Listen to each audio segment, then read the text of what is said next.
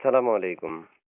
ওয়ালাইকুম আসসালাম। আসসালামু আলাইকুম। ওয়ালাইকুম সালাম। আপনার নাম কি? কেন আসছেন এই ভিডিওর সামনে?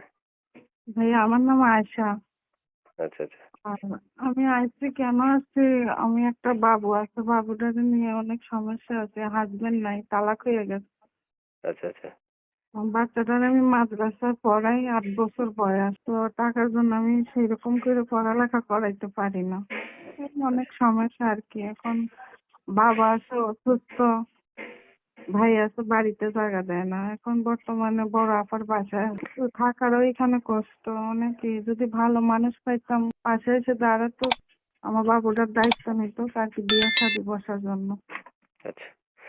দর্শক, প্রথমে বলে রাখি, আমাদের পেজটা ফলো করতে হবে। যারা ফলো করবেন না তাদের কল রিসিভ হবে না। তাই প্রথমে ফলো করতে হবে আমাদের এই পেজটা। আর বাকি কথাগুলো শোনার পরে ওনাকে কল করতে পারেন। তা আপু, থাকেন কোথায় আপনি? আমি এখন আছি কুমিল্লাতে। কুমিল্লাতে? জি। আচ্ছা। দর্শক, কুমিল্লা থেকে যুক্ত হইছে আপু। এখন বাকি কথাগুলো আপনারা তার সাথে বলে নিতে পারবেন। এবং আমরা সর্বোচ্চ চেষ্টা করি একটা মানুষের তথ্য আপনাদের সাথে হালনাগাদ করার জন্য। কিন্তু দুঃখজনক ব্যাপার হচ্ছে, সময়ের কারণে আমরা পারি না। তাই আপনাদের তথ্যগুলো আপনারা এই তথ্য যাচাই বাছাই করতে হবে। স্ক্রিনে দেওয়া নাম্বারে আপনারাই কল করতে পারেন। আপনাদের মত অনুযায়ী আপনারা ওনাকে প্রশ্ন করলে তিনি আপনাদেরকে উত্তর দিয়ে সহযোগিতা করবে এই ব্যাপারে। তো আপু, শুনতে চাই, কেউ যদি অপেক্ষা করতে বলে করবেন কিনা? জি ভাইয়া, পারবো অপেক্ষা করতে। ঠিক আছে। কোথায় থাকেন বলছিলেন?